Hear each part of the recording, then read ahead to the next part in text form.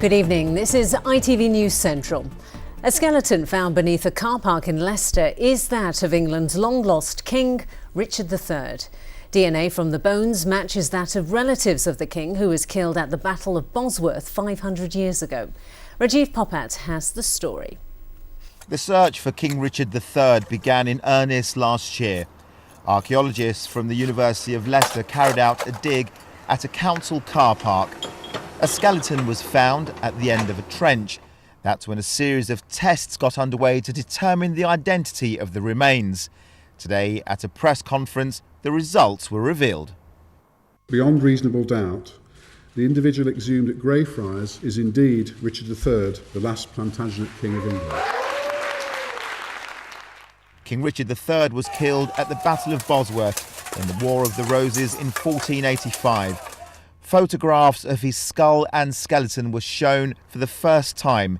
He'd suffered a number of serious injuries, and it's believed he was likely to have been killed by one of two fatal injuries to his skull.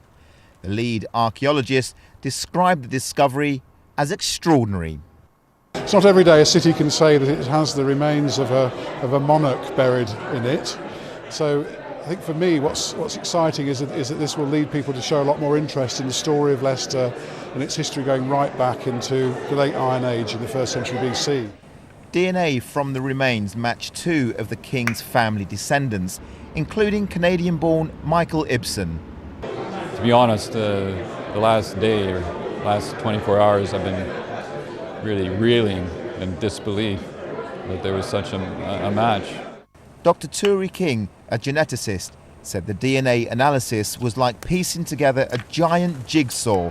She told me how she felt when the identity was confirmed. It went quite quiet, actually. It's the sort of thing when you start going through and you're going, oh my goodness, that matches, that matches, that matches. Yeah, I went quite quiet. I have to admit, it was quite a profound moment. And I have to admit, I did a little dance around the lab. It's just so exciting. Such a fantastic project. It was also confirmed that King Richard's remains would be reinterred early next year at Leicester Cathedral.